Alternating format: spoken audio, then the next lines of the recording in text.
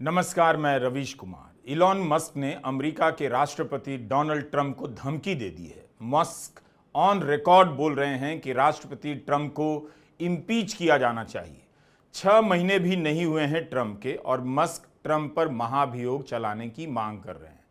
Trump के समर्थक कह रहे हैं मस्क और उनके साथी ट्रंप को हटाकर वैंस को लाना चाहते हैं जो उनके हित में काम करे। यह सब क्या हो रहा है, क्यों हो रहा है, इसे गंभीरता से देखने और समझने की जरूरत है, क्योंकि यही सब आपके साथ भी होगा, बल्कि हो भी रहा है। इस वीडियो में हम इसी पर बात करेंगे। आगे जाकर यह लड़ाई ट्रंप को कितना कमजोर करेगी और अमेरिका में मस्क जैसों को कितना मजबूत करेगी, यह सब देखना बाकी है। जब एक बिजनेसमैन, टेक्नोक्रेट राष्ट्रपति को ही धमकी दे दे, तब इस पर भी बात करनी चाहिए कि इन टेक कंपनियों ने क्या इस हद तक दुनिया को कब्जे में करने का प्लान बना लिया है। क्या वे अब सत्ता को भी अपने हाथ में रखना चाहते हैं, क्योंकि उनके पास सोशल मीडिया है जिससे वे पब्लिक ओपिनियन बनाते हैं, बिगाड़ देते हैं। इस पर गंभीरता से कोई बात करेगा नहीं, इसलिए मस्क और ट्रंप की दोस्ती दुश्मनी को पर्सनल बताकर चटखारे भर लिए जाएंगे। काफी कुछ है इस झगड़े में झांक कर देखने के लिए, लेकिन भारत के लोगों की त्रासदी देखिए, ट्रेजिडी।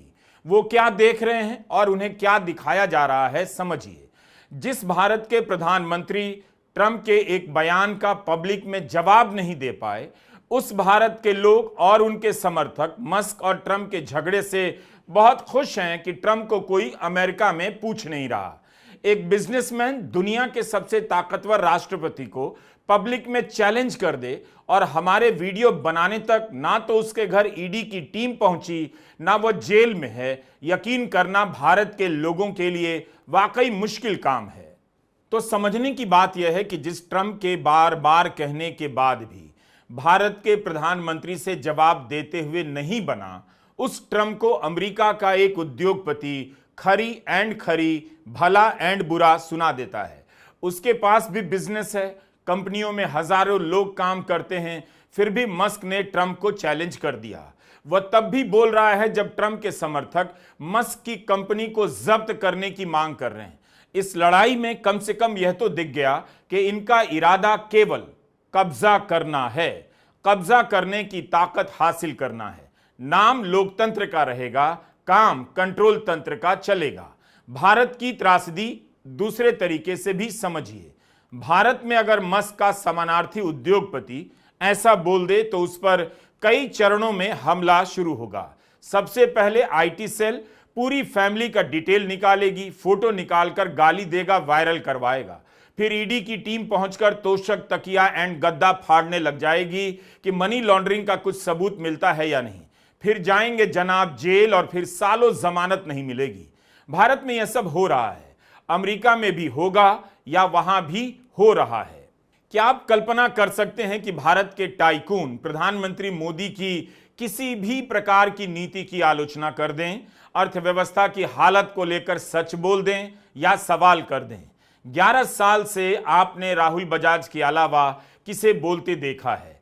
इनमें से किसके बयानों से लगा कि इस समय अर्थव्यवस्था की हालत क्या है? जीडीपी के दावों पर इतने सवाल उठ रहे हैं। क्या इन उद्योगपतियों के पास अपना कोई भी नजरिया नहीं जो सरकार से अलग हो? मैं नहीं मानता कि इन सबके व्यक्तिगत विचार नहीं होंगे, इनकी अपनी सोच नहीं होगी, लेकिन सवाल वही है कि मस्क को जो लगता है बोल रहे हैं, जो भी प्लान है जोखिम उठा रहे हैं। भारत में इसकी कल्पना करने का साहस भी समाप्त हो चुका है। मस्क और ट्रंप की इस पूरी लड़ाई में विचारधारा, ईगो के टकराव के अलावा यह सब भी देखने की बात है कि मस्क अपनी बात पर अड़े हैं। कम से कम अपनी बात कहने के लिए रिस्क ले रहे हैं, लेकिन कहते कहते वे एक और काम कर रहे हैं, राष्ट्रपति ट्रंप को उनकी औकात भी दिखा रहे हैं। तो इस कहानी में फिर से महान बनने का सपना देखने वाले अमेरिका का बहुत भयानक पतन भी दिखता है। मस्क और ट्रंप की दोस्ती बनी थी इसलिए कि फिर से अमेरिका को ग्रेट बनाएंगे, लेकिन दोनों खुद को इतना ग्रेट समझने लगे कि एक दूसरे से ही भिड़ गए। एक समय था जब मस्क से दोस्ती ने ट्रंप को राष्ट्रपति के पद तक पहुंचाया। चुनाव में मस्क ने ट्रंप के समर्थकों को पैसे दिए।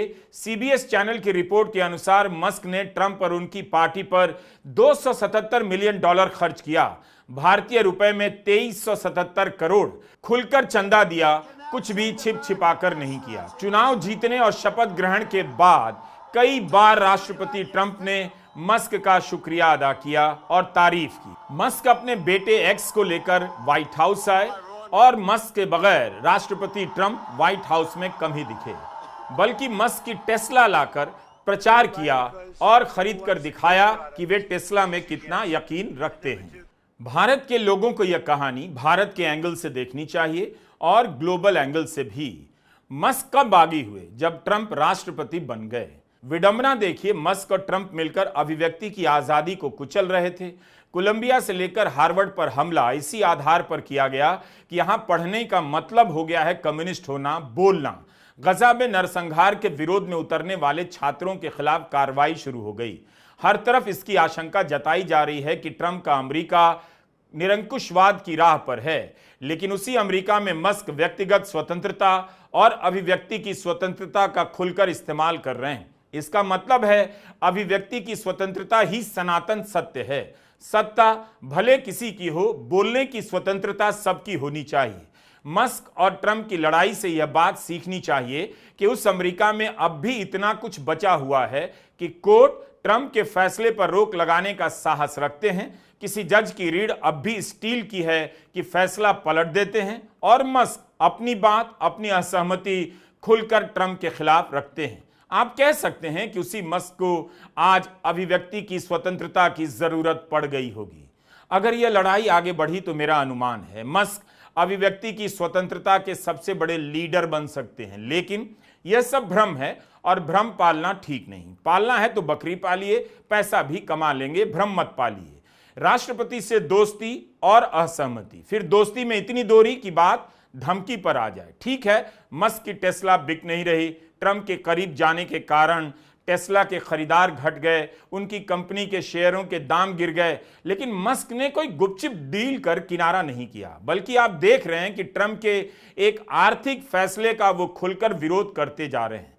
भारत में एक उद्योगपति का नाम बता दीजिए जिसने आर्थिक फैसले का विरोध किया हो। देखने से यह झगड़ा अमेरिका का एक आर्थिक बिल को लेकर है, लेकिन और भी कई वजहें हैं इस झगड़े में और तस्वीरें भी। I'm very disappointed in Elon. I've helped Elon a lot. 5 जून की शाम ट्रंप ने कह दिया वे मस्क के रवैये से उदास हैं। अपने बिल के बारे में बात करते हुए कहा कि मस्क को इस बिल के बारे में शुरू से पता था, सबसे ज्यादा अच्छे से वही जानते थे। अब अचानक मस्क को प्रॉब्लम हो गई। जब तक मस्क सरकार से निकल नहीं गए तब तक उनको इस बिल से कोई प्रॉब्लम नहीं थी। उन्होंने कहा मुझे अफसोस है यह हो रहा है, मैंने इलॉन की बहुत मदद की है, लगता है यह रिश्ता खत्म होने वाला है। मस्क पागल हो गए हैं।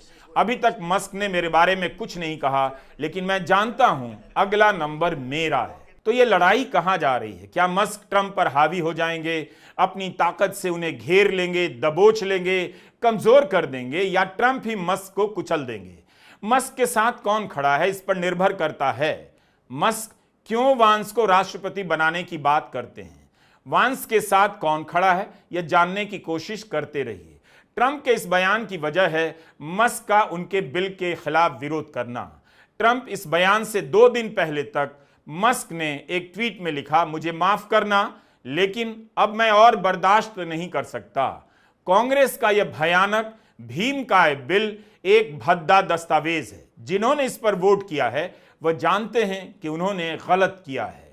But I'm very disappointed because Elon knew the inner workings of this bill better than almost anybody sitting here, better than you people. He knew everything about it. He had no problem with it. All of a sudden he had a problem, and he only developed the problem when he found out that we're going to have to cut the EV mandate, because that's billions and billions of dollars, and it really is unfair. We want to have cars of all types. Electric, we want to have electric, but we want to have a gasoline combustion. We want to have different. We want to have hybrids. We want to have all. We want to be able to sell everything. Musk कह रहे हैं कि Trump झूठ बोल रहे हैं, उन्हें bill की कॉपी दिखाई नहीं गई, अंधेरे में इसे पास किया गया, इतनी तेजी से इसे पास कराया गया कि कांग्रेस में कोई ना दिख सके। ट्विटर पर मस्क और ट्रंप के बीच तू तू मैं के कई बयान आपको मिल जाएंगे, लेकिन ध्यान से देखेंगे तो यह कोई सड़क छाप तूतू एंड मैमे नहीं है। इस लड़ाई के पीछे सत्ता को कंट्रोल में रखने की कोशिश है और यह बताने का प्रयास कि सत्ता का असली मालिक वह नहीं जो कुर्सी पर बैठा है, वह है जो कुर्सी पर बिठाता है। मस्क ने यूं नहीं कह दिया होगा कि मेरी वजह से ट्रंप जीत सके, नहीं तो हार जाते। यह नाशुक्री है। ट्रंप ने मस्क की निंदा का जवाब देते हुए अपनी सोशल मीडिया वेबसाइट ट्रुथ पर लिख दिया कि बजट में अरबों अरबों डॉलर बचाने का सबसे आसान तरीका है इलॉन को मिलने वाली सरकारी सब्सिडी और कॉन्ट्रैक्ट खत्म कर दिए जाएं। मैं हैरान हूं कि बाइडेन ने यह क्यों नहीं किया। इसके बाद मस्क ने ट्विटर पर लिखना शुरू कर दिया। ट्रंप की धमकी का जवाब देते हुए मस्क ने लिखा, उनकी कंपनी स्पेस एक्स फौरन अपने ड्रैगन स्पेसक्राफ्ट को डिकमीशन करना शुरू कर देगी, यानी वापस ले लेगी। इस सब के बीच टेस्ला के शेयर 14% गिर गए। कुछ देर बाद जब एक ट्विटर यूजर ने मस्क को शांत होने के लिए कहा तो उन्होंने कहा कि ठीक है, हम ड्रैगन को वापस नहीं लेंगे। यह सब ट्रंप और मस्क के ट्वीट से बता रहा हूं, जिनकी दोस्ती से दुनिया डरने लगी थी कि सत्ता पर उद्योगपति का कब्जा हो गया।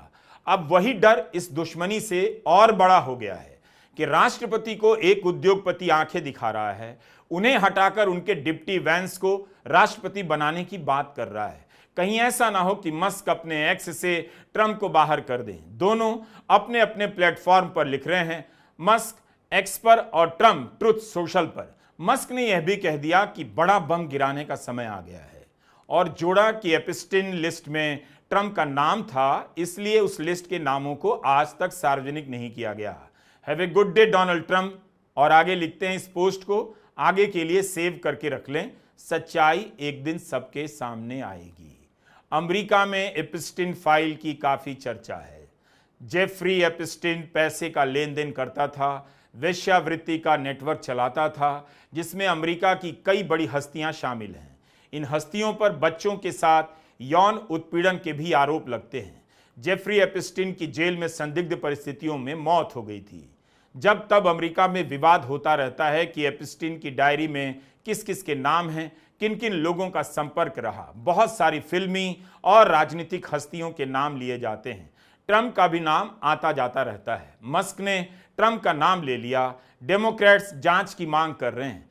फरवरी महीने में जस्टिस डिपार्टमेंट ने एप्स्टीन की डायरी का एक हिस्सा ही जारी किया, उससे कुछ खास सामने नहीं आया। सवाल है कि क्या मस्क ट्रंप के खिलाफ कोई सबूत सामने रखेंगे या इसकी धमकी देने पर राष्ट्रपति ट्रंप मस्क का क्या बिगाड़ लेंगे। इसलिए यह समझना होगा कि मस्क और ट्रंप की लड़ाई एक बिल को लेकर हो रही है, लेकिन इस लड़ाई का मैदान काफी बड़ा है। लड़ने के हथियार कुछ और हैं और मंजिल कहीं और। जिस तरह से मस्क सेनेटर को धमकी दे रहे हैं, अगले साल होने वाले प्राइमरी चुनाव में हराने की धमकी दे रहे हैं, उससे किसी को भी समझ लेना चाहिए कि मामला सत्ता को कंट्रोल करने से आगे जा चुका है। राष्ट्रपति ट्रंप को बताने का समय आ गया है कि अब सत्ता का मालिक मस्क जैसों के पास है। संविधान के दिए गए प्रावधानों और जनता के फैसले से सत्ता नहीं मिलती। मस्क ने चेतावनी दी है कि ट्रंप के टैरिफ के कारण इस साल के दूसरे हिस्से में मंदी होने वाली है। राष्ट्रपति ट्रंप और मस्क के बीच जिस बिल को लेकर लड़ाई हो रही है, वह बिल हाउस ऑफ रिप्रेजेंटेटिव्स में पास हो चुका है, सेनेट के सामने पेश किया जाने वाला है। अमेरिका की मीडिया में छप रहा है कि बिल को पास करने के बाद ट्रंप की पार्टी के ही कुछ नेता अफसोस जता रहे हैं। मस्क के विरोध का एक बड़ा कारण यह है कि इस बिल में इलेक्ट्रॉनिक गाड़ी ईवी को खरीदने पर मिलने वाले टैक्स क्रेडिट को खत्म कर दिया जाएगा। बाइडेन के कार्यकाल में लाए गए इस टैक्स क्रेडिट सिस्टम के कारण ईवी गाड़ियों की बिक्री में काफी वृद्धि हुई। मस्क को अरबों रुपए का फायदा हुआ। ट्रंप ने इस बिल का नाम रखा है बिग ब्यूटीफुल बिल। नाम भी देखिए कानून का कैसे कैसे रखे जा रहे हैं। बल्कि इस तरह के नाम से ही जनता को खटक जाना चाहिए कि अब संविधान को इसी तरह से खिसकाया जा रहा है। इसी बिग ब्यूटीफुल बिल को लेकर मस्क और ट्रंप के बीच टकराव हो गया है। फैसला ट्रंप का है, लेकिन अमेरिका के नियमों के अनुसार संसद से पास कराना होगा। इसके कुछ प्रावधान हैं।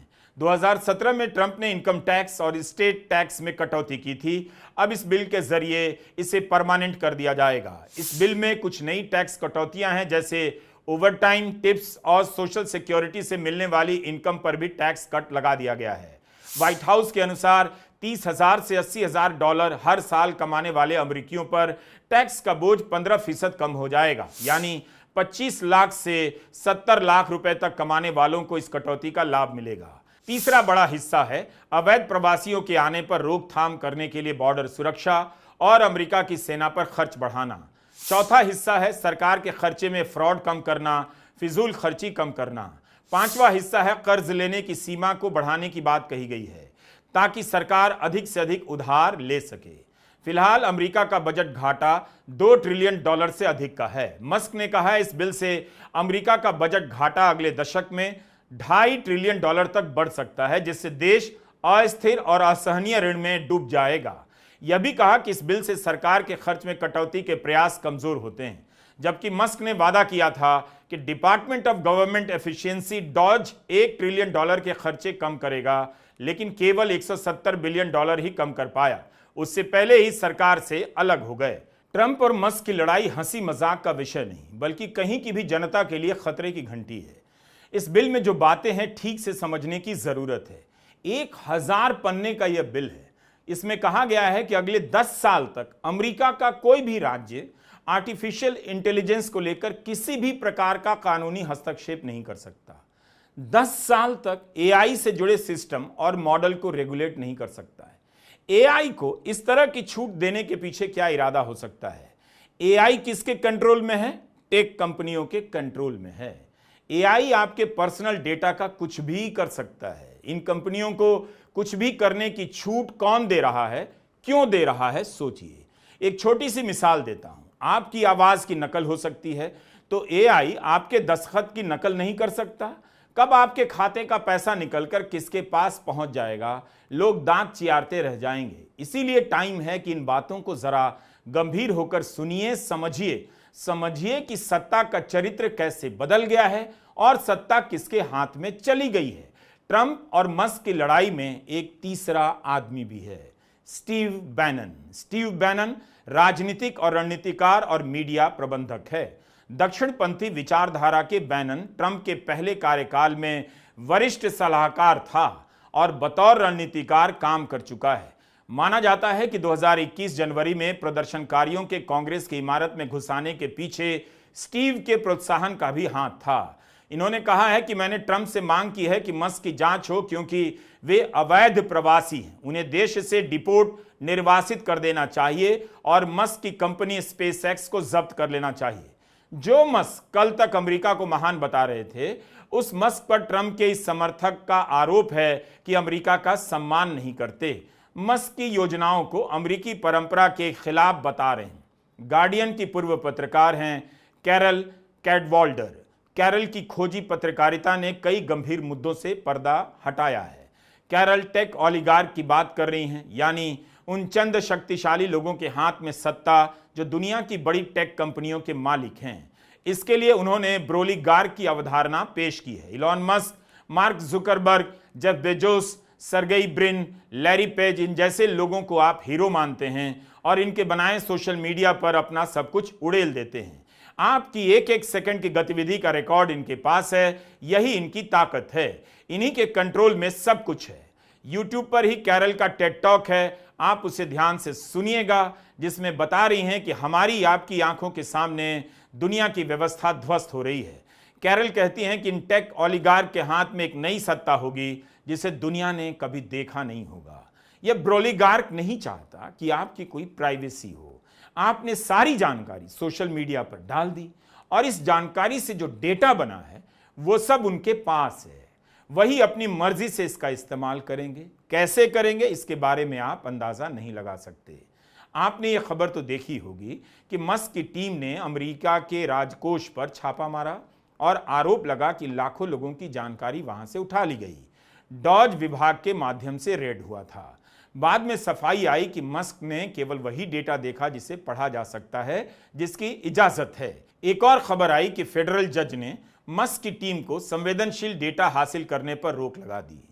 कैरल कैडवाल्डर इसी का उदाहरण देते हुए समझाती हैं कि अब इसी डेटा को एआई के हवाले कर दिया जाएगा। एआई तय करेगा इस डेटा का क्या करना है। सिलिकॉन वैली, जहां टेक कंपनियों के मुख्यालय हैं, उसके बारे में कैरल कहती हैं इनका बिजनेस मॉडल केवल सर्विलांस पर टिका है, मतलब आपके बारे में पल पल की जानकारी और निगरानी पर। इन सभी डेटा से सत्ता का ऐसा ढांचा तैयार होगा जहां हर चीज पर एक कंपनी का या कुछ कंपनियों के समूह का नियंत्रण हो जाएगा। कैरल इसकी तुलना हिटलर के समय पूर्वी बर्लिन में स्टाजी पुलिस से करती हैं। यह सीक्रेट पुलिस का मुख्यालय था। यहां हर 3 में से एक नागरिक की एक जानकारी फाइलों में दर्ज थी। कैरल कहती हैं कि सिलिकॉन वैली भी इसी स्टाजी की तरह है, जहां दुनिया के अरबों लोगों की सारी जानकारी मौजूद है। इससे सत्ता पर संपूर्ण नियंत्रण का एक ढांचा विकसित किया जा चुका है। लेकिन राजनीति पर कब्जा टेक्नोलॉजी से नहीं, संस्कृति से होती है। इसीलिए इस सोच के लोग संस्कृति को लगातार प्रभावित करते हैं। कौन सा वीडियो वायरल होगा, कौन सी बात लोगों तक पहुंचेगी, लोग किसे सच मानेंगे, अब टेक कंपनियों का एल्गोरिदम तय करता है। और किस तरह की बात फैलाई जाएगी, संस्कृति के जरिए कब्जा करने वाले समूह तय करता है।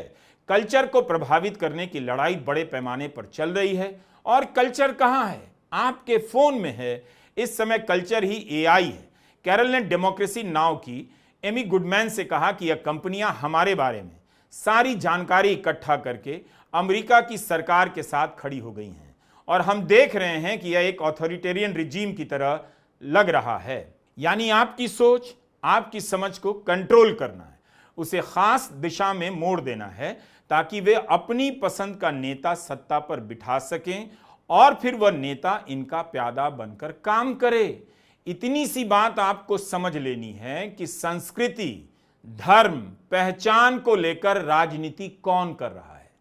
अगर आप इतना समझ लेंगे तो आपको दिख जाएगा मस्क की धमकियां कहां से निकल कर आ रही हैं, कहां जा रही हैं। चुनाव में वही क्यों जीत रहा है जिसे किसी टेक कंपनी का साथ मिल जाता है। किसकी बात सोशल मीडिया की दुनिया में गुम हो जाती है, किसकी छा जाती है, यह कैसे होता है, यह सबसे बड़ा रहस्य लगता है। लेकिन कैरल कैडवाल्डर को अगर सुनेंगे तो फिर ट्रंप और मस्क इस लड़ाई में चटखारे लेना बंद कर देंगे। इसे एक और लाइन में समझिए, आपके पास 100 चैनल है मगर सूचना एक से नहीं मिलती। उनका काम क्या है? उनका काम आपके बारे में खबर रखना है कि आप कितने बेखबर हैं और आप बेखबर हैं। बस इसी से उनका काम हो जाएगा। आपको घर से निकालकर भीड़ में वो घुसा देंगे और आप हो हो करते हुए हवन कुंड में कूद जाएंगे। तो ध्यान रखिए, सत्यानाश आ रहा है। नमस्कार, मैं रवीश कुमार।